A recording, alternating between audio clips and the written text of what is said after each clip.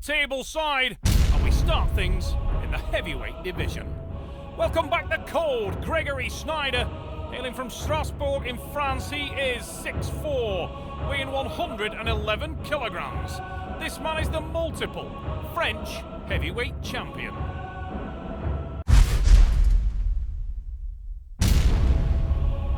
His opponent is making his return to the sport of arm wrestling. Welcome Jean-Michel Smeers. Smeers may have been out of the sport, but his hand and wrist strength is legendary. And only 4 or 5 years ago, this man was a dominant force in his nation. Before we get things underway, let's have a little look at some of the important rules of the sport. The athletes have 1 minute to get a fair grip. Their elbows must remain on the 7x7 elbow pad throughout the round. The referee can award a running foul during the match. It's a little bit like playing an advantage in soccer. And an athlete on a running foul must win the pin in order to get the restart. 2 consecutive fouls by any athlete loses them the round.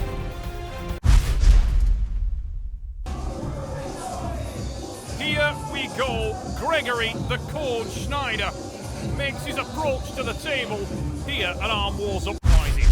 The nerves will be jangling for the Frenchman. He's returning from a serious injury, and his opponent is returning from a long absence. Many questions surrounding this bout, but 2 extremely experienced competitors. Here we go. Ready, go. Schneider in red, Smeers in blue. Smeers away slow, but the arm strength is good.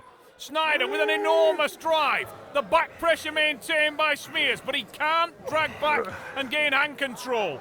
And at the moment, Gregory Schneider is all over the hand and wrist of the man from Belgium. Dips for the pad and does so.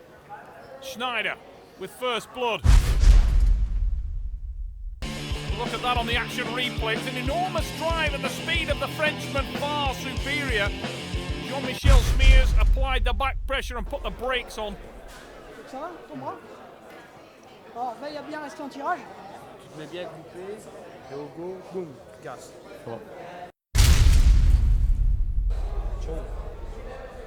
Many people questioned whether Jean-Michel Smeers would be able to recapture the form that made him a dominant wrestler in Belgium. It appears that there is some rust there. He looks uncertain and uneasy as he walks away from the table, trying to flex the wrist a little bit. He may have suffered an injury. You could see there how thick the wrists of the Belgian puller are.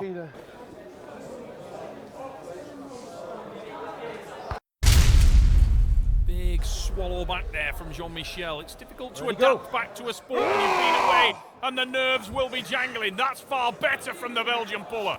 But a reversal from the ever-technical, cold Gregory Schneider. And Schneider is still alive, oh. He's losing his hand here, though, and Gregory tries to regain it. Comes up, loses the wrist there. His hand and wrist fail him. He smartly bails for the strap. Always intelligent at the table, the Frenchman.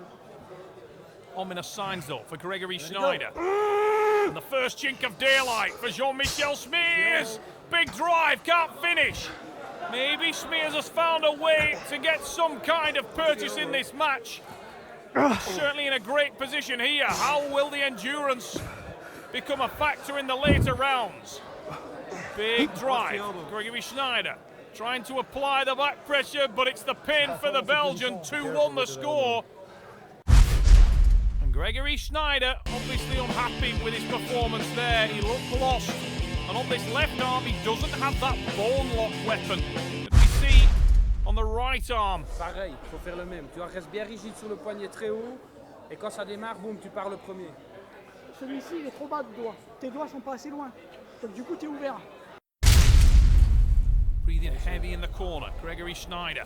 So famous on the right arm for that calcified bone lock. And from there, he's almost invincible in many cases. From anybody anywhere near his level, but the thing that you've got to say about Gregory Schneider is that he has the ability to change style and technique, and he's just written it all over the walls there, illustrating it clearly. Bumps to the side and gains dominance again. So fluid in all the technical aspects of the sport, Gregory Schneider, and he has the natural genetic leverage advantage to allow him to do that. Big drive, this time his hand and wrist. Nowhere near as well positioned though, and Jean-Michel Smeers was equal to it. We will go to the strap match, the 1-inch nylon strap around the wrists, around the big drive, again the side pressure attempt from Schneider. But he can't finish, and it's more about power from here on in. Jean-Michel Smeers extended, he drives to the back of the pad, it's a running foul for Gregory Schneider, but a beautiful bone line there. Phenomenal drive. The reversal there was exceptional, he just can't hang on to the hand and wrist, but his arm strength is without doubt superior. Second foul. Oh, it's a second elbow foul for Jean-Michel Smeers. What a cruel way to lose. He was in a dominant position there. Yeah, clearly a bobble on the elbow. Tu me manges la main, je commence à avoir l'avant-bras. Gregory Schneider will take that all day. Alors, à mon avis, tu fais plusieurs erreurs, t'as vu? Monte plus rapidement tes doigts. Quand il lâche du poignet, tu le tiens. Tu le tiens et tu y vas à fond.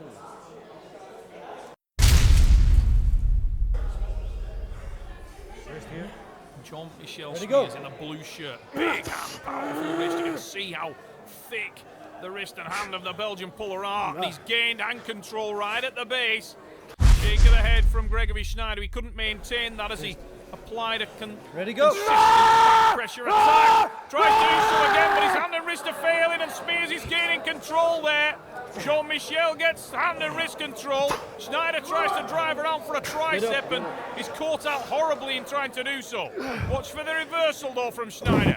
Tries to fold in on his tricep and apply the pressure. There it is. It's a tri-press, and the win for Schneider. 5